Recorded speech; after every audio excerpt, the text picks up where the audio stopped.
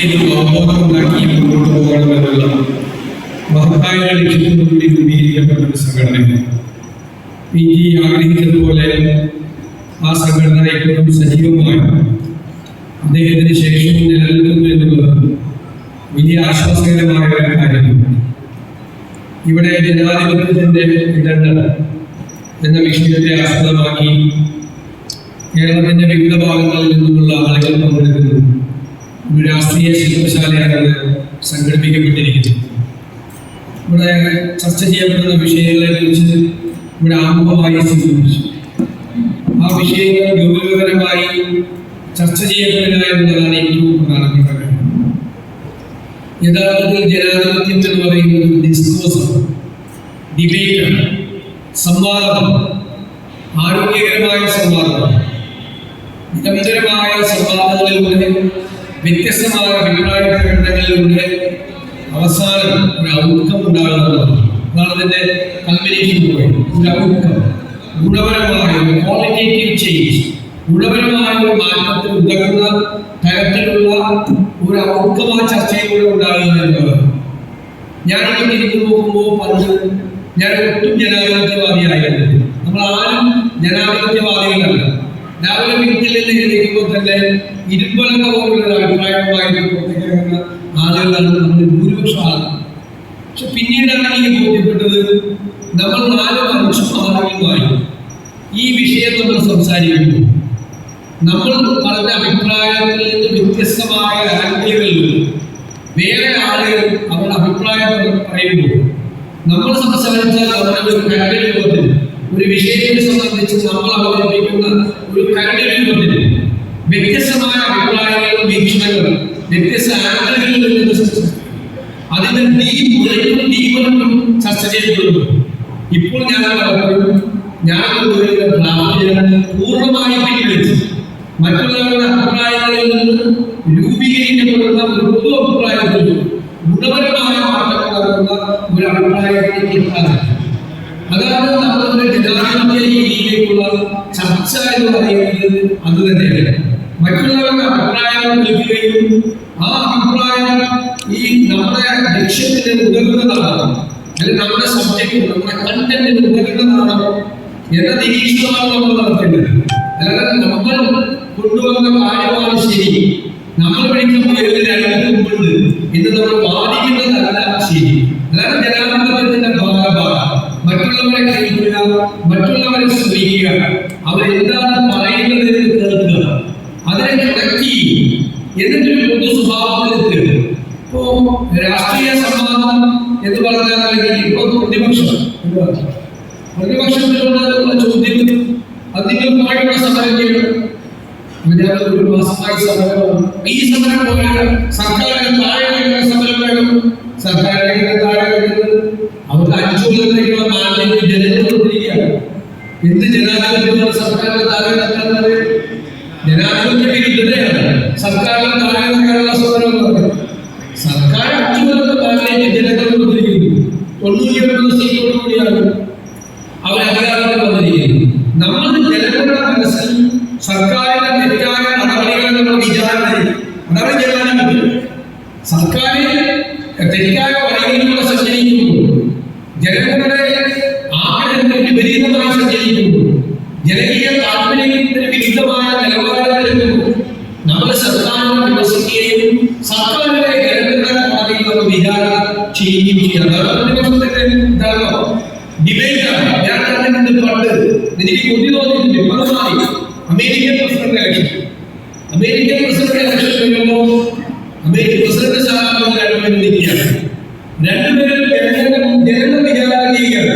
രണ്ടുപേരും അവരോട് ചോദിക്കുകയാണ്, നിങ്ങൾ പ്രസിഡന്റാണ്, നിങ്ങൾ അഫ്ഗാനിസ്ഥാനിൽ നിന്ന് പട്ടാളം പിൻവലിക്കുന്നു, നിങ്ങൾ ഇറാഖിൽ ഇടപെടാൻ ആഗ്രഹിക്കുന്നു, നിങ്ങൾ നിങ്ങളുടെ ഇൻഷുറൻസ് പോളിസി എന്തായിരിക്കും, നിങ്ങൾ സാമ്പത്തിക നയത്തിൽ മാറ്റമുണ്ടാക്കുന്നു, നിങ്ങൾ ചൈനയുമായിട്ടുള്ള വ്യാപാര കമ്പനികളിൽ നിങ്ങൾ ഗവൺമെന്റ് വരുത്താൻ ആഗ്രഹിക്കുന്നു, നിങ്ങൾ മിഡിൽ ഈസ്റ്റിൽ നിങ്ങളുടെ പൊളിറ്റിക്കൽ സ്റ്റാൻഡ് എന്താണ്, ലാറ്റിനമേരിക്കൻ വിഷയങ്ങളിൽ നിങ്ങളുടെ പൊതു സമീപനം എന്താണ്, ഇതെല്ലാം കൃത്യമായി മറുപടി കൊടുക്കുന്ന ഒരാളെ അമേരിക്കയിൽ കൊണ്ടു. എനിക്ക് ഒരു 2 ദശാബ്ദക്കാലം മുമ്പ് ഒരു അമേരിക്കൻ പ്രസിഡന്റ് തെരഞ്ഞെടുപ്പ് വീക്ഷിക്കാനുള്ള അവസരം ഉണ്ടായപ്പോ എനിക്ക് അത്ഭുതം തോന്നി, എനിക്ക് അസൂയ തോന്നി. എന്താണ് ഇപ്പൊ ട്രംപ് കഴിഞ്ഞ പ്രാവശ്യം പ്രസിഡന്റ് ട്രംപ് എന്താ പറഞ്ഞത്? ട്രംപ് പറഞ്ഞു, I am going to make a war in the Mexican border because all the Mexicans are rapists. മെക്സിക്കോയിൽ നിന്ന് ആദ്യം മൈഗ്രൻസ് വരുന്നു. ഞാൻ അവരെ മതിൽ കടക്കാൻ പോവുകയാണ്. അവന്മാരുടെ റേപ്പിസ്റ്റുകളാണ്. I am going to prevent all the Muslims to enter into the United States because all the Muslims are terrorists. അതാണ് പുതിയ കാലത്തെ ജനാധിപത്യം എന്ന് പറയുന്നത്. പോപ്പുലിസ്റ്റുകളാണ് പറഞ്ഞിരിക്കുന്നത് across the world.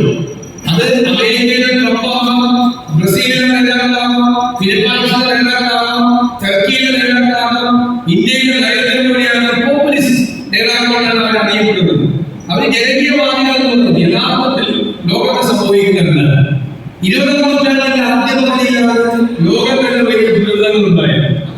ഹിറ്റ്ലറുണ്ടായി, മുസോളിനുണ്ടായി, സ്റ്റാലിനുണ്ടായി, പോൾപോട്ടുണ്ടായി, ഏകാധിപതികളായ ഭരണാധികാരികൾ. ഹിറ്റ്ലറുടെ ഉദയം 1933 ഹിറ്റ്ലർ തെരഞ്ഞെടുക്കപ്പെട്ടു. ഹിറ്റ്ലർ തെരഞ്ഞെടുക്കപ്പെട്ടപ്പോൾ ജർമ്മൻകാർ ബുദ്ധിയില്ലാത്ത ആളുകളായിട്ടല്ല, പക്ഷേ ആ സാമൂഹ്യ അന്തരീക്ഷം, സോഷ്യോ പൊളിറ്റിക്കൽ സിറ്റുവേഷനാണ് ജർമ്മനിയിൽ ഹിറ്റ്ലർ തെരഞ്ഞെടുക്കപ്പെടാനുണ്ടായ സാഹചര്യം ഉണ്ടായത്. 1ാം ലോക മഹായുദ്ധത്തിന് ശേഷം ജർമ്മനിയെ അമേരിക്കയും ഫ്രാൻസും ബ്രിട്ടനും എല്ലാവരും ചേർന്ന് ഒറ്റപ്പെടുത്തുകയും ഇക്കണോമിക് സാങ്ഷൻ, സാമ്പത്തിക ഉപരോധം ഏർപ്പെടുത്തുകയും സാമ്പത്തികമായി ജർമ്മനി തകരുകയും ജർമ്മനിക്ക് ഒരു ഉയർച്ചയില്ലാത്ത തരത്തിൽ ജർമ്മനി ആകെ പതറിയിരിക്കുകയും ചെയ്യുന്ന ഒരു സാഹചര്യത്തിൽ ജർമ്മനിക്ക് ഒരു നേതൃത്വം ഉണ്ടാകാത്ത ഒരു അന്തരീക്ഷത്തിൽ ഹിറ്റ്ലറെ പോലുള്ള ഒരാളായിരുന്നു. അയാളോട് സംസാരിക്കുകയാണ്, അത് വലിയ കുറയുകയായിരുന്നു. അപ്പൊ ഗീബൽസിനെ പോലുള്ള ഒരു പ്രചരണ മന്ത്രി 20ാം നൂറ്റാണ്ടിന്റെ ആദ്യപകുതിയിലാണ് അത് ക്രിയേറ്റ് ചെയ്യുകയാണ്. ഹിറ്റ്ലർ പോലുള്ള നേതാവിന് അയാളെ ഗ്രൗണ്ട് മീറ്റിംഗ് ഉണ്ടാക്കും, പൊളിറ്റിക്കൽ മീറ്റിംഗ്, വലിയ സ്ട്രോങ് ലൈറ്റുകൾ ഉണ്ടാകും. ഒരു ട്രാൻസ്ഫർ സിറ്റുവേഷൻ, നമ്മൾ മറന്നു പോകുന്ന ഒരു സിറ്റുവേഷൻ, ഒരു പ്രത്യേകമായ സിറ്റുവേഷൻ ഉണ്ടാകും. ആ സിറ്റുവേഷനിൽ ഇയാൾ നല്ല കൂടി ഇയാൾ പ്രസംഗിക്കും. ഇയാളുടെ വാക്കുകൾ ഇടിമുഴക്കം പോലെ ആളുകളുടെ ഹൃദയത്തിലേക്ക് എത്തിക്കുകയും ഞാൻ ജർമ്മനിയുടെ രക്ഷകനാണ് എന്ന് അയാൾ പറയും. ആളുകൾ മുഴുവൻ വിശ്വസിച്ചു. ഗീബൽസിനെ പോലുള്ള ഒരു പ്രചരണ മന്ത്രി ഒരു 1000 പ്രാവശ്യം പറഞ്ഞാൽ സത്യമായി ആളുകളെ വിശ്വസിച്ച ഒരാൾ പ്രചരണം നടത്തി. നിങ്ങൾ ഗീബൽസിനെ കുറിച്ച് ഗീബൽസ് ഫിസിക്കലി ഡിസേബിൾഡ് ആണ്. അപ്പൊ ഗീബൽസ് ജർമ്മനിയുടെ നേതാവ് പറഞ്ഞത്, ജർമ്മനിയും ഫ്രാൻസും തമ്മിലുള്ള യുദ്ധത്തിനിടയിൽ എന്നെ തടവുകാരനായി വിളിച്ചു. ഞാൻ ഫ്രഞ്ചുകാരന്റെ ജയിലിൽ വെച്ച് ഞാൻ ടോർച്ച് ചെയ്യപ്പെട്ടു. ജയിലിന്റെ വാതിലിന്റെ അടിയിലൂടെ എന്നെ ബലമായി വലിച്ചെടുത്തവരാണ് ഞാൻ ഡിസേബിൾഡ് ആയിരുന്നത്. ആളുകാരുടെ സിമ്പതിയായി. കാരണം ഒരു രാജ്യവുമായുള്ള യുദ്ധത്തിൽ സ്വന്തം രാജ്യത്തിന് വേണ്ടി യുദ്ധം ചെയ്ത ഒരാൾ തടവുകാരനായി പിടിക്കപ്പെടുകയും അയാൾ ടോർച്ച് ചെയ്യപ്പെടുകയും ചെയ്തപ്പോൾ അയാൾ ഫിസിക്കലി ഡിസേബിൾഡ് ആയ അയാളുടെ സിമ്പതി ഡെവലപ്പ് ചെയ്തു. സത്യത്തിൽ ഗീബൽസ് പറഞ്ഞത് അങ്ങനെയാണ്. ഗീബൽസ് ജന്മന ഫിസിക്കലി ഡിസേബിൾഡ് ആണ്. അപ്പൊ എത്ര മനോഹരമായിട്ടാണ് ഓണം പറഞ്ഞ് ജനങ്ങളെ സമർപ്പിച്ചത്. അന്നത്തെ ഗീബൽസ് ആണ് ഇന്നത്തെ PR ഏജൻസി. ഇന്നത്തെ PR ഏജൻസി ഞാൻ ഇന്നത്തെ PR-ന്റെ ആസ്പെക്റ്റിലല്ല പറയുന്നത്, പിണറായി വിജയന്റെ PR-ന്റെ ആസ്പെക്റ്റിലല്ല ഞാൻ പറയുന്നത്. ഇന്ന് ലോകത്തെമ്പാടുള്ള PR ഏജൻസികൾ അന്ന് ഗീബൽസ് ചെയ്തിരുന്ന അതേ ജോലിയാണ് ചെയ്യുന്നത്. അവർ നേതാക്കളെ ക്രിയേറ്റ് ചെയ്യാണ്. അവർ നേതാക്കളെ ഇല്ലാത്തതും ഉള്ളതും എല്ലാം കൂടി വലിച്ചുമാറി ലീഡർഷിപ്പിനെ ക്രിയേറ്റ് ചെയ്യാണ്. PR ഏജൻസികളുടെ ബുദ്ധിശാലകളിൽ നേതാക്കൾ ക്രിയേറ്റ് ചെയ്യപ്പെടുകയാണ്. മുഖംമൂടികളാണ് സൃഷ്ടിക്കപ്പെടുന്നത്. മുഖംമൂടികൾ ജനാധിപത്യത്തിന്റെ മുഖംമൂടി അവതരിച്ച് വരികയും ജനാധിപത്യ വിരുദ്ധമായ നടപടികൾ ചെയ്യുകയും ചെയ്യുകയാണ്. ഫിലിപ്പൈൻസിൽ സമാധാനത്തിനുള്ള നോബൽ സമ്മാനം കിട്ടിയ മെരിയ ദാസ് എന്ന് പറയുന്ന ഒരു എഴുത്തുകാരി, അവര് ഫിലിപ്പൈൻ ഭരണകൂടത്തിന്റെ ഏകാധിപത്യത്തിനെതിരായി പോരാടിയ സ്ത്രീയാണ്. ഒരുപാട് പീഡനങ്ങൾക്ക് വിധേയമാണ്. ഒരു ഏകാധിപതിയുടെ മുമ്പിൽ എങ്ങനെ എഴുന്നേൽക്കുമെന്ന് ചോദ്യം ചെയ്യാം. എന്താണ് പുസ്തകത്തിന്റെ കണ്ടൻ? അവർ കീഴടങ്ങാതെ ചെറുപ്പത്തിൽ അവർ പറയുന്ന റിസർച്ച് നടത്തി ഇന്നത്തെ സോഷ്യൽ മീഡിയ എങ്ങനെയാണ് ഈ ഏകാധിപതികളായ ഭരണാധികാരികൾ മിസ്യൂസ് ചെയ്യുന്നത് എന്നതിന്റെ റിസർച്ചാണ്. ട്രംപിന്റെ എല്ലാം ഫോളോവേഴ്സ് നോക്കിക്കഴിയുമ്പോൾ ഫിലിപ്പൈൻസിൽ നിന്നും ആഫ്രിക്കയിൽ നിന്നുള്ള ഫോളോവേഴ്സ് ക്രിയേറ്റ് ചെയ്തിരിക്കുകയാണ്. ചാറ്റോട്ടുകളിലൂടെ ക്രിയേറ്റ് ചെയ്യപ്പെട്ട ഊതിപിടിപ്പിക്കപ്പെട്ട പിൻഗാമികളാണ് നോക്കിയാലും അവരുടെ ഫോളോവേഴ്സ് എന്ന് പറയുന്നത് ഈ ഊതിപിടിപ്പിക്കപ്പെട്ട എണ്ണമാണ് നമ്പറാണ്.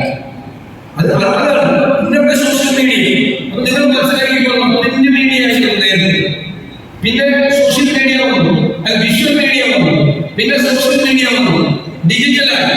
ഇന്ന് ക്ലൗഡ് മീഡിയ എന്താണ് ചെയ്യുന്നത്? ക്ലൗഡ് മീഡിയ ആർട്ടിഫിഷ്യൽ ഇന്റലിജൻസിന്റെ സഹായത്തോടുകൂടി ആർട്ടിഫിഷ്യൽ ഇന്റലിജൻസ് ടോപ്പിക്കാണ് നമ്മളെ നിരീക്ഷിക്കുക. നമുക്ക് ഇഷ്ടമുള്ള സിനിമ, നമുക്ക് ഇഷ്ടമുള്ള രാഷ്ട്രീയം, നമ്മുടെ സമീപനങ്ങൾ, നമ്മുടെ സ്വഭാവം മനസ്സിലാക്കി നമുക്ക് ഇഷ്ടമുള്ള മീഡിയങ്ങളിലൂടെ മാധ്യമങ്ങളിലൂടെ അവർക്ക് ഇഷ്ടമുള്ള കാര്യങ്ങൾ നമ്മുടെ മീതെ അടിച്ചേൽപ്പിക്കുക. നമ്മൾ അറിയാതെ അതിനെ അടിക്കാൻ മാറിയ നമ്മൾ ഏതെങ്കിലും 2-3 കാര്യങ്ങൾ ഒന്ന് യൂട്യൂബിൽ ഒന്ന് സെർച്ച് ചെയ്യുക, പിന്നെ ഡബിങ് ഓരോന്നും ആ സമാനമായ സബ്ജക്റ്റ് കൊണ്ടുവന്ന് നമ്മുടെ അക്കൗണ്ടിൽ കൊണ്ടുവന്ന് ഡബിങ്. അപ്പൊ നമ്മൾ അതിനെ അഡ്ക്ഷനാവുകയാണ്, നമ്മളെ അറിവിലിരിക്കുകയാണ്. നമ്മുടെ ചലനങ്ങളെ, നമ്മുടെ സ്വഭാവത്തെ, നമ്മുടെ രാഷ്ട്രീയ സമീപനങ്ങളെ, നമ്മുടെ നിലപാടുകളെ ആർട്ടിഫിഷ്യൽ ഇന്റലിജൻസിന്റെ സഹായത്തോടുകൂടി ദൂരിൽ നിന്ന് ആളുകളെ നിയന്ത്രിക്കുന്ന ഒരു വല്ലാത്ത അവസ്ഥയിലേക്ക് ലോകം പോയിക്കൊണ്ടിരിക്കുകയാണ്. ഈ ശാസ്ത്രത്തിന്റെ അറിവുകൾ നമ്മൾ പറയുന്നത് ലോകത്തെ എല്ലായിടത്തും അറിവുകളായിക്കൊണ്ടിരിക്കുകയാണ്. നോളജ് സൊസൈറ്റിയാണ് നമ്മൾ എത്തിയിരിക്കുന്നത്. വിജ്ഞാന സമൂഹം ഓരോ മിനിറ്റിലും പുതിയ അറിവുകളായിക്കൊണ്ടിരിക്കുകയാണ്. ലോകത്തെ എല്ലായിടത്തും റിസർച്ച് നടന്നുകൊണ്ടിരിക്കും. ഈ അറിവ് പറയുന്നത് എന്തിനാ? അറിവ് അറിവ് സാധാരണക്കാരന്റെ ജീവിതത്തിലേക്ക് ഒരു ആപ്ലിക്കേഷൻ ഉണ്ടാവും അല്ലെ?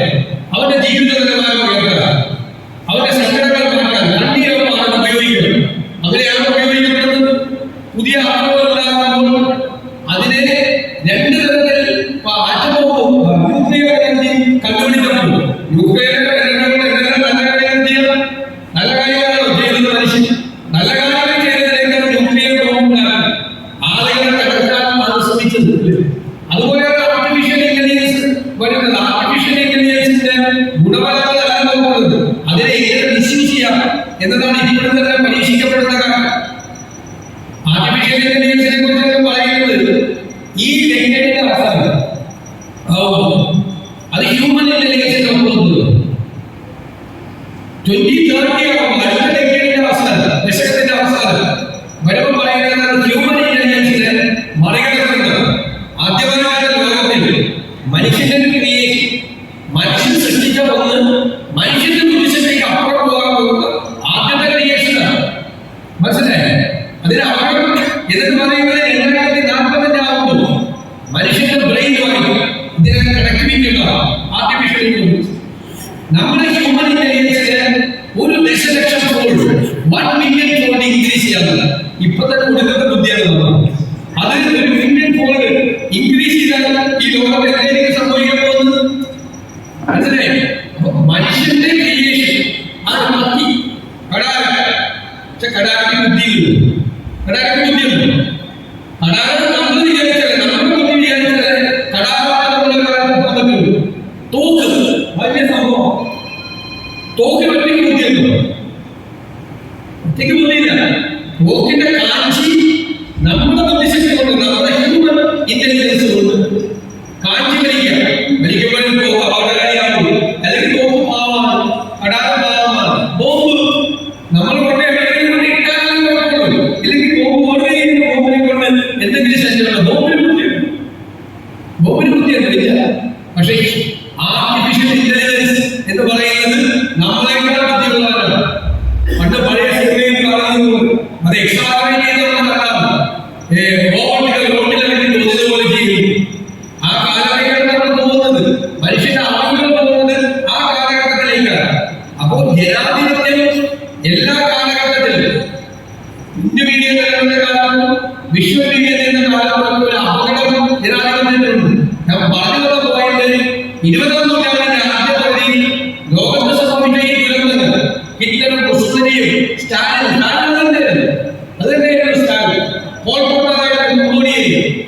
അതിന്റെ തനിയാളപരമായി ആദ്യ പകുതിയിൽ നടക്കുന്നത് വേറെ ഫോർമാറ്റില്ല.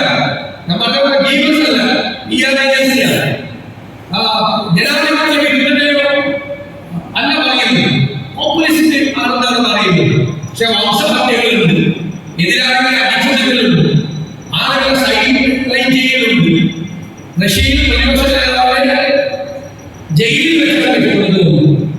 ജയിലിൽ വെച്ച് ഹിറ്റ്ലറുടെ കാലത്ത് ഇത് ജയിലിൽ വെച്ച് ഷോ പോസ്റ്റ് കൊടുക്കണം. വ്ളാഡിമിർ പുടിൻ പ്രതിപക്ഷ നേതാവിനെ ജയിലിൽ വെച്ച് കൊണ്ടു. ആര് പറഞ്ഞു? സ്ലോ പോയിസൺ കൊടുത്തു. വർഷത്തിലൂടെ സ്ലോ പോയിസൺ കൊടുത്തു.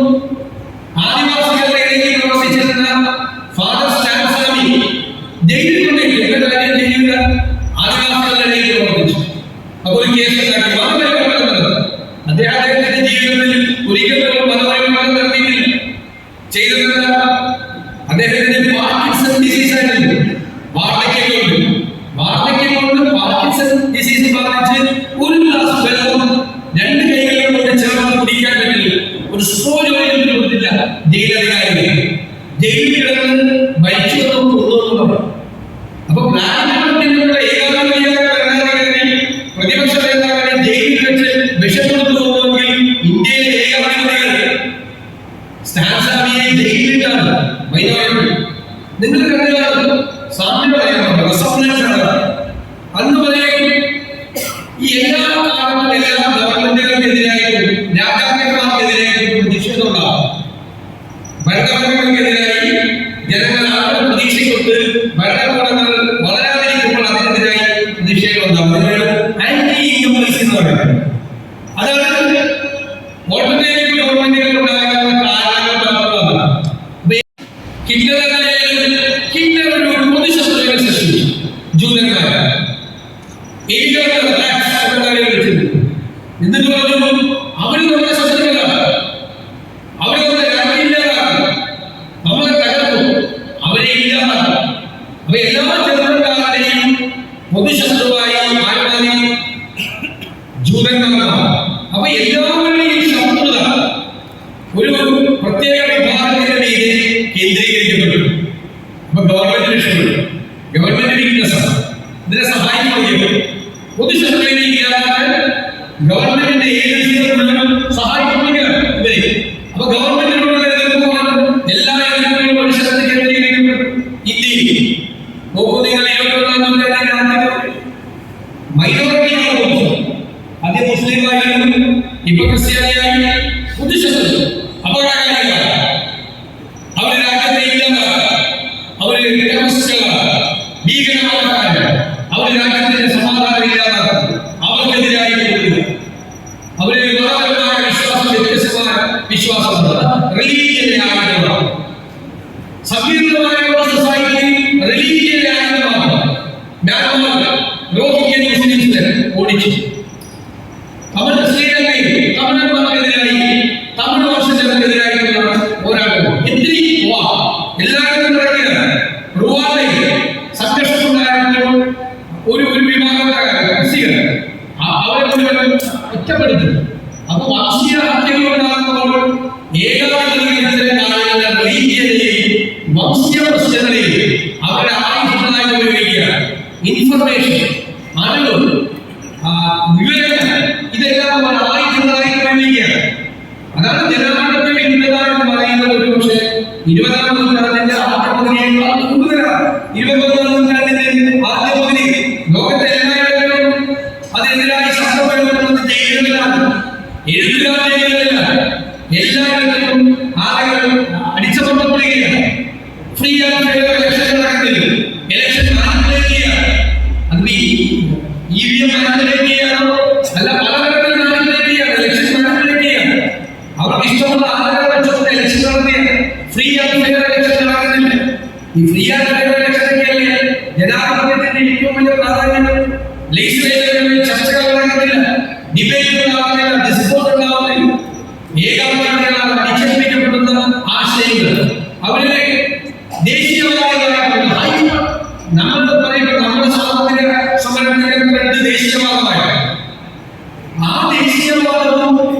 ഇന്ന് എല്ലാവരെയും ഉയർത്തുന്ന ഹിന്ദുത്വമായ ഇന്ത്യയിൽ ഉയർത്തുന്ന ഹൈപ്പർ നാഷണലിസം, അതിജീവനതീക്ഷയാണ്. നമ്മൾ ഒരു ബന്ധമില്ല. ദേശീയവാദം അത് രാജ്യത്തിന്റെ പുരോഗതി ഉണ്ടാകണം. രാജ്യം മുന്നോട്ട് കുതിക്കണം. എന്ന് പറഞ്ഞാൽ രാജ്യത്ത് ജീവിക്കുന്ന എല്ലാ വിഭാഗം ജനങ്ങളുടെയും ജീവിത നിലവാരത്തിൽ മാറ്റം ഉണ്ടാകണം. രാജ്യത്തിന്റെ പുരോഗതി രാജ്യത്ത് ജീവിക്കുന്ന സാധാരണക്കാരായ മനുഷ്യന്റെ ജീവിതത്തിൽ റിഫ്ലക്ട് ചെയ്യണം. അതാണ് ദേശീയവാദം. അത് നമ്മുടെ ഈ സങ്കീർണതകളെ വൈവിധ്യങ്ങളെ മാറ്റി നിർത്തി ഒരു മാനവീയമായ പുഷ്പങ്ങളെ പോലെ ഈ വൈവിധ്യങ്ങളിൽ ഐഡിയ ഓഫ് ഇന്ത്യ, ഇന്ത്യയുടെ ആശയത്തെ കേന്ദ്രീകരിച്ച് നമ്മൾ ഒരുമിച്ച് നിൽക്കണം. നമ്മൾ പരസ്പരം പോരടിക്കരുത്. മതത്തിന്റെ പേരിൽ, ജാതിയുടെ പേരിൽ, ഏരിയയുടെ പ്രദേശത്തിന്റെ പേരിൽ, ഭൂമിയുടെ പേരിൽ, ഭക്ഷണത്തിന്റെ പേരിൽ, വസ്ത്രത്തിന്റെ പേരിൽ നമ്മൾ പരസ്പരം പോരടിക്കരുത്. ഈ വൈവിധ്യങ്ങളെ നമുക്ക് അംഗീകരിക്കാൻ നമുക്ക് കഴിയണം. ഞാൻ ഹിന്ദുമത വിശ്വാസിയാണ്. രാവിലെ മൂകാംബിക ക്ഷേത്രത്തിൽ ദർശനം കഴിക്കുകയാണ്. ഞാൻ ക്ഷേത്രാരാധനയെ വിശ്വസിക്കുന്നയാളാണ്. ഹിന്ദുമത വിശ്വാസിയായി ക്ഷേത്രാരാധനയെ വിശ്വസിക്കുകയും എന്റെ സഹോദര മതത്തിൽപ്പെട്ട ഒരാളുടെ നേതൃത്വം, അയാളുടെ അവകാശങ്ങളുടെ നേതൃത്വം ആരെങ്കിലും കൈവരിക്കുകയാൽ അയാളുടെ മുമ്പിൽ പോയി ഞാൻ നിങ്ങൾ അയാളെ സംരക്ഷിക്കുമ്പോഴാണ് ഇന്ത്യയുടെ മതേതരത്വം അർത്ഥപൂർണ്ണമാകും. അതാണ് ഇന്ത്യയുടെ സെക്യുലറിസം. വിദേശ രാജ്യങ്ങളുടെ സെക്യുലറിസം റിജക്ഷൻ ഓഫ് റിലീജിയൻ, മതത്തിന്റെ പൂർണ്ണമായ നിരാസം. ഇൻക്ലൂസീവ് റിലീജിയനാണ് ഇന്ത്യയുടെ മതേതരത്വം. എല്ലാ മതവിഭാഗങ്ങളെയും ചേർത്ത് നിൽക്കുന്നു. അതാണ് ഐഡിയ ഓഫ് ഇന്ത്യ. അതാണ് നമ്മുടെ ദേശീയവാദം. ആ ദേശീയവാദം കിടക്കുന്നു ഈ ഹൈപ്പർ നാഷണലിസം, അതിജീവനമായ ദേശീയവാദം ഉയർത്തി നമ്മൾ ആര്യന്മാരാണ് എന്ന് പറയുന്നു. മറ്റുള്ളവർ രക്തന്മാരാണ്. 5000 വർഷക്കാലത്തെ ഇന്ത്യയുടെ പാരമ്പര്യത്തെ കുറിച്ച് ഒരു ബോധ്യമില്ലാത്ത ആളുകളാണ് ഇത് പറയുന്നത്. ലോകത്തിന്റെ വിവിധ ഭാഗങ്ങളിൽ നിന്നുള്ള എല്ലാ ജനതകളെയും, എല്ലാ സംസ്കാരങ്ങളെയും, എല്ലാ ജീവിത രീതികളെയും, എല്ലാ മതവിഭാഗങ്ങളെയും ഇരുകൈകളിൽ സ്വീകരിക്കുന്നവരാണ് ഹിന്ദുക്കൾ, മുഗളന്മാർ, രജപുത്രന്മാർ എല്ലാവരെയും പിൻവലിച്ചിട്ടുണ്ട്. ഞാൻ കഴിഞ്ഞ ദിവസം മനുഷ്യരുടെ പുസ്തകമുണ്ട്, പണ്ട് അടിമകളുടെ ആവാറുണ്ടായിരുന്നു. ഇന്നത്തെ എത്യോപ്യ, അന്നത്തെ അബീസിനിയയിൽ നിന്നും ഏതോ രാജാക്കന്മാർ അടിമയായി കൊണ്ടുവന്നവരാണ് പിന്നീട് ഇന്ത്യയിലെ വിദ്യാഭ്യാസ സംസ്കാരമായിരുന്നു. അതാണ് നമ്മുടെ രാജ്യം. അതിന്റെ തുടർച്ചയായി നമ്മുടെ ദേശീയ സ്വാതന്ത്ര്യ സമരം ഒരിക്കൽ അദ്ദേഹം എല്ലാ രാഷ്ട്രീയ പ്രതിപക്ഷ നേതാക്കന്മാർക്കും കത്തുകളിൽ ഒരു പ്രൊപ്പോസൽ, ഒരു പ്രോജക്ട് പറഞ്ഞു. അപ്പോൾ രാമനാഥൻ അദ്ദേഹത്തിന്റെ വലിയ സോഷ്യലിസ്റ്റ് നേതാവാണ്, പ്രതിപക്ഷ നേതാവാണ്. അദ്ദേഹത്തിന്റെ സോഷ്യലിസം പോരാളികളാണ്. അദ്ദേഹം ഈ കത്ത് കിട്ടിയ തന്നെ ഡിയർ പ്രൈം മിനിസ്റ്റർ എന്ന് പറഞ്ഞു ഈ പ്രൊപ്പോസൽ ആവർത്തനം റിജക്ട് ചെയ്തു.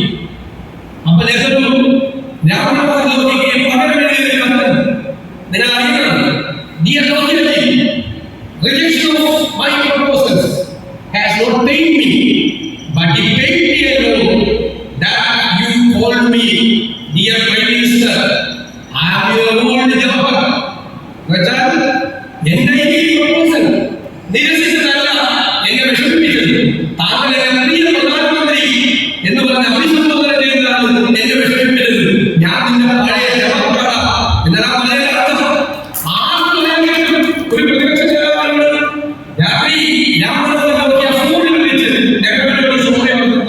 ചരിത്രം പറയുന്നു. എന്തൊരു ആ കസേരയിൽ പാറിയിരിക്കുന്നത്, ആ കസേരയിലേക്ക് പാറിയിരിക്കുന്നത് പണ്ട് നെഹ്റുവിന്റെ കസേരയിൽ ജനാധിപത്യത്തിന്റെ ഉത്തുംഗമായ മാതൃകയായിട്ടുള്ളവരല്ല.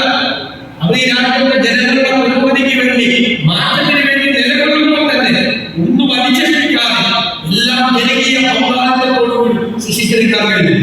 സോഷ്യലിസ്റ്റ് മൂവ്മെന്റ് പ്ലാനിങ് എല്ലാം ജനാധിപത്യത്തിന്റെ ഭാഗമാണ്. ഇന്ന് കണ്ടോ, ഇന്ന് പ്ലാനിങ് ഇല്ല. നമ്മളെന്താ ചെയ്യുന്നത്? 40 കോടി ദരിദ്രരായ ഭക്ഷണം കഴിക്കാൻ ലോകത്തിന്റെ മുന്നിൽ ഇരുകൈകളിൽ ഭിക്ഷയാക്കുന്ന സ്ഥിതിയിലായിരുന്നു പണ്ഡിറ്റ് നെഹ്റു സ്വാതന്ത്ര്യം കിട്ടിയപ്പോൾ. അപ്പൊ എല്ലാവരും ആദ്യത്തെ എല്ലാവർക്കും ഭക്ഷണം. ഫസ്റ്റ്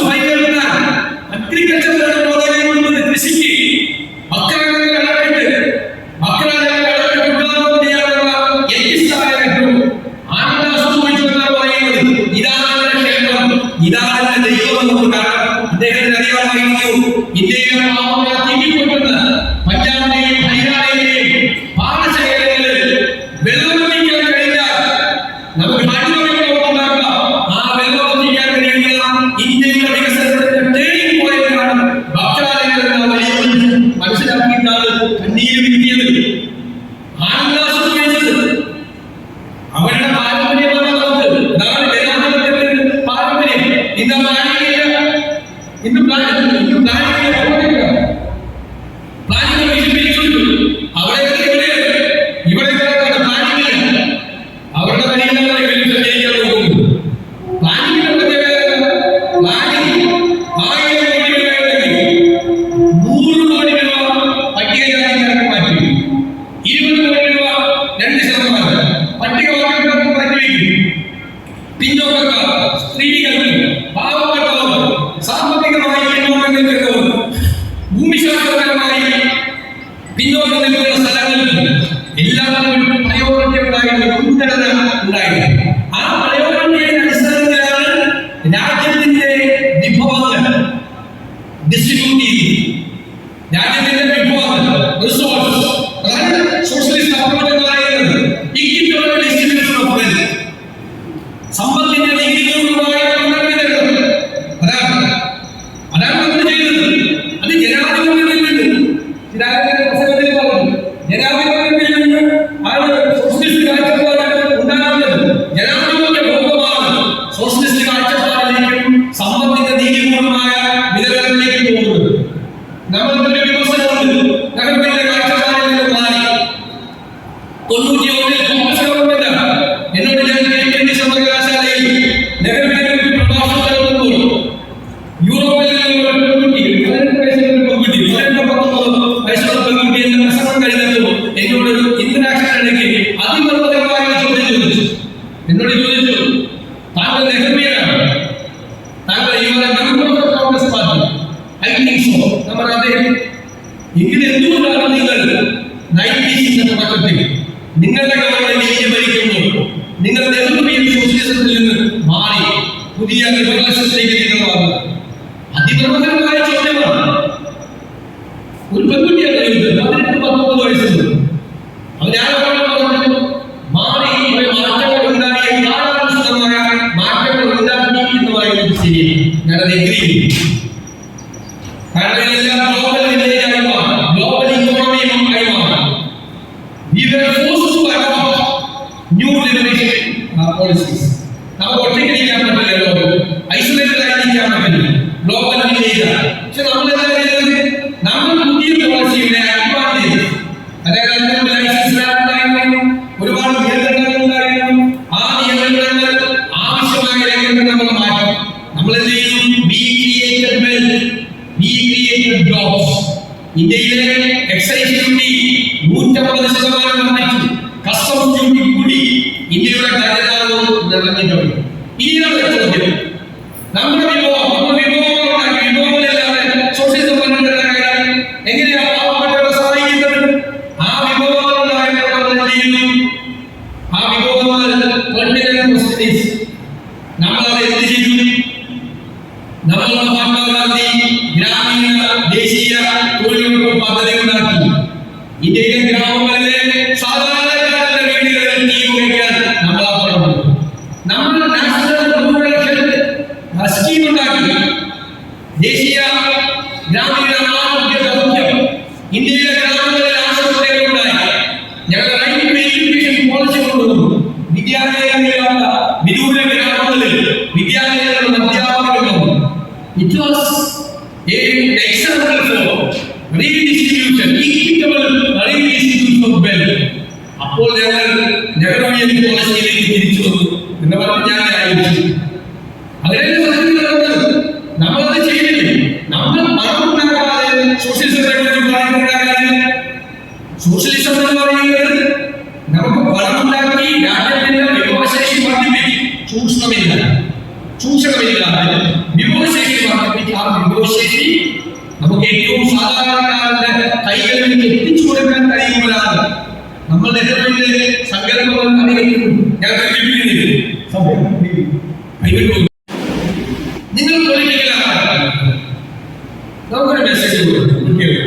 നിങ്ങൾ പൊളിറ്റിക്കലാണ്. That doesn't mean that you have to be enrolled in a political party. ഒരു രാഷ്ട്രീയ പാർട്ടിയിൽ അംഗമാകാമെന്നല്ല പൊളിറ്റിക്കൽ ആകണം എല്ലാവർക്കും പറ്റില്ല. രാഷ്ട്രീയ പാർട്ടിയിൽ അംഗമാകാതെയും പൊളിറ്റിക്കലാണ്. രാഷ്ട്രീയ പാർട്ടിയിൽ അംഗമായ എല്ലാവരും പൊളിറ്റിക്കലാണ്. പറയാൻ പറ്റും എല്ലാവരും പൊളിറ്റിക്കൽ ആകണമെന്നല്ല ഇന്ത്യൻ പശ്ചാത്തലത്തിൽ ഡെമോക്രാറ്റിക് ആകാം, ജനാധിപത്യപരമായി ചിന്തിക്കണം, ജനാധിപത്യപരമായി കാര്യങ്ങൾ മനസ്സിലാക്കണം. നേരത്തെ പറഞ്ഞതുപോലെ മറ്റുള്ളവരുടെ അഭിപ്രായങ്ങൾ തീരുമാനങ്ങൾ എടുക്കണം. രണ്ടാമത്തെ കാര്യം ഇന്ത്യൻ പശ്ചാത്തലത്തിൽ നമ്മൾ സെക്യുലർ ആവാം. ജനാധിപത്യത്തിന്റെ ഘടകം തന്നെയാണ് സെക്യുലർ ആവുക. മൂന്നാമത് സോഷ്യലിസ്റ്റ് കാഴ്ചപ്പാട് നമുക്കുണ്ടാകുക. നാല് ക്ലൈമറ്റ് ചെയ്യുന്ന കാലത്ത് പൊളിറ്റിക്കലാണ് അല്ലേ? എൻവയോൺമെന്റ് ഫ്രണ്ട്ലി ആവുക, പ്രകൃതിയോടൊപ്പം നിൽക്കുക, പ്രകൃതിയെ സംരക്ഷിക്കാനുള്ള ഉറച്ച നിലപാടുകൾ എടുക്കുക, നോ കോംപ്രമൈസ്, ഊർജ്ജം വെള്ളം ചേർക്കാൻ നിൽക്കുക. ഏറ്റവും പ്രധാനപ്പെട്ട അഞ്ചാമത് ഏറ്റവും പാർശ്വവൽക്കരിക്കപ്പെട്ടവരുടെ നീതി നിഷേധിക്കപ്പെട്ടവരുടെ കൂടെ നിൽക്കുക. അവരെത്ര ദുർബലരായിരിക്കുക, നീതി നിഷേധിക്കപ്പെട്ടവർ, സൈലന്റ് ചെയ്യപ്പെട്ടവർ, പാർശ്വവൽക്കരിക്കപ്പെട്ടവർ, അവര് ആരും ഇല്ലാത്തവരുടെ കൂടെ നിൽക്കുക. അതാണ് നമ്മൾ പൊളിറ്റിക്കലാണ്. ഇത്രയും കാര്യങ്ങൾ ചെയ്യണം. ഒരു രാഷ്ട്രീയ പാർട്ടിയിൽ ചേരാൻ നമുക്ക് പൊളിറ്റിക്കലാണ്. രാഷ്ട്രീയ പാർട്ടിയിൽ ചേരുന്നവർ നിർബന്ധമായി പൊളിറ്റിക്കലാണ്. കോൺഗ്രസ് എന്ന് പറഞ്ഞാൽ നമ്മൾ പൊളിറ്റിക്കലാണ്. നമ്മൾ സംഘടനകളെ ചിന്തിക്കണം, നമ്മുടെ ആശയങ്ങളെ ചിന്തിക്കണം. ഈ ജനാധിപത്യവും മതേതരത്വവും സോഷ്യലിസവും ആകാശത്ത് മുഖ്യ വീണ വാക്കുകളല്ല. നമ്മുടെ ദേശീയ സ്വാതന്ത്ര്യ സമരത്തിന് വേണ്ടി ജീവൻ കഴിപ്പിച്ച നമ്മുടെ നേതാക്കന്മാർ, നമ്മുടെ യുവാക്കൾ, അവർ ചോരയിൽ എഴുതി വെച്ച വാക്കുകളാണ്. ആ വാക്കുകളെ സംരക്ഷിക്കാൻ അത് തകർച്ചയെ നേരിടുന്നു. എല്ലാവരോടും ഒത്തുചേർന്നുകൊണ്ട് നമ്മൾ നേരിടുന്നു. എന്താണ് നമ്മുടെ ധൈര്യം, നമ്മുടെ ആത്മവിശ്വാസം? അത് പറഞ്ഞ് ഞാൻ അവസാനിപ്പിക്കും. അവർ ഭീതികളാണ്, നമ്മളാണ് ഭീതികൾ, അവരാണ് ഭീതികൾ, എല്ലാവരും ഭീതികൾ. ലോക ചരിത്രം പരിശോധിച്ചാൽ എല്ലാ ഏകാധിപതികളും ഭീതികളായിരുന്നു. എല്ലാ ഏകാധിപതികളും. ഞാൻ അദ്ദേഹം ജർമ്മനിയിലെ ഒളിച്ചോടിയാണ്, ഇല്ലെങ്കിൽ ഹിറ്റ്ലർ അമേരിക്കയിൽ വെച്ച് ഒരു ജർമ്മൻകാരനെ കാണുമ്പോൾ അദ്ദേഹം നമ്മളോട് ചോദിച്ച ഒരു ചോദ്യം തമിഴാണ്. എന്താ ചോദിച്ചാൽ നമ്മുടെ നാട് ഇപ്പോഴും ഭയങ്കരമായി ഭരിക്കുന്നവരുണ്ട്. നമ്മുടെ നാട് ഇപ്പോഴും ഹിറ്റ്ലറാണ് ഭരിക്കുന്നത്. നമ്മുടെ നാട് ഇപ്പോഴും ഭയമാണോ ഭരിക്കുന്നതല്ല. ഹിറ്റ്ലർ പേടിക്കുന്നതായിരുന്നു, സ്റ്റാലിൻ പേടിക്കുന്നതായിരുന്നു. ഏകാധിപതികളെല്ലാവരും ഭീതികളായിരുന്നു എല്ലാവരും. അത് ജർമ്മനി വഴി, ഇറ്റലി വഴി, കംബോഡിയ വഴി, മോസ്കോ വഴി ഡൽഹിയിലേക്ക് തിരുവനന്തപുരം പോകാൻ നമ്മൾ വിചാരിച്ചു. എല്ലാ ഏകാധിപതികളും ഭീതികളാണ്. എന്റെ ആത്മവിശ്വാസം നമ്മളാണ് ധൈര്യമുണ്ടാവുക.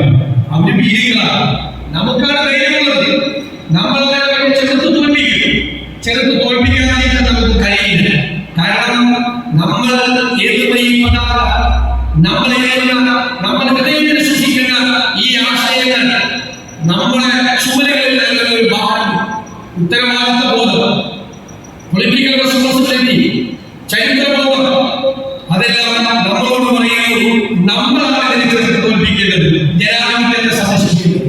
അതിനുവേണ്ടിയുള്ള തയ്യാറെടുപ്പിന്റെ ഭാഗമായി മാറട്ടെ മാനവ സംസ്കൃതി സംഘടിപ്പിച്ചിരിക്കുന്ന ഈ രാഷ്ട്രീയ ശില്പശാല എന്ന് വിനയപൂർവ്വം പറഞ്ഞുകൊണ്ട് ഇത് സംഘടിപ്പിച്ച പ്രിയപ്പെട്ട സംഘാടകർ എല്ലാവരെയും ഞാൻ ഒരിക്കൽ കൂടി പ്രത്യേകമായി അഭിനന്ദിച്ചുകൊണ്ട് ചർച്ചകൾ നടക്കട്ടെ, ഡിബേറ്റ് നടക്കട്ടെ, ഡിസ്കോഴ്സ് നടക്കട്ടെ, ഇതെല്ലാം ഡോക്യുമെന്റ് ആക്കി പുതിയ ആശയങ്ങൾ നമ്മുടെ മുഴുവൻ ആളുകളെ സമരസജ്ജരാക്കാൻ, അവരെ ആശയപരമായി അഭിനയിക്കാൻ കഴിയുന്ന പുതിയ ആശയങ്ങൾ ഈ ശില്പശാലകളോട് ഉരുത്തിരിഞ്ഞു വരട്ടെ എന്ന് ആശംസിച്ചുകൊണ്ട് ഈ രാഷ്ട്രീയ ശില്പശാല ഉദ്ഘാടനം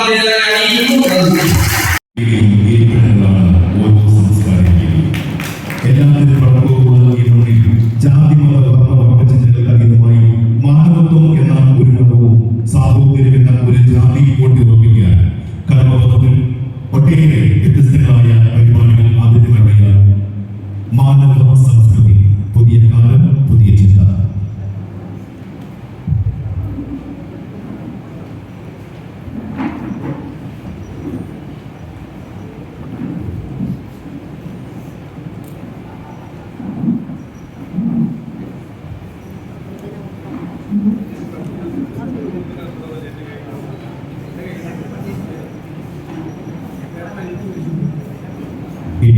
നന്ദി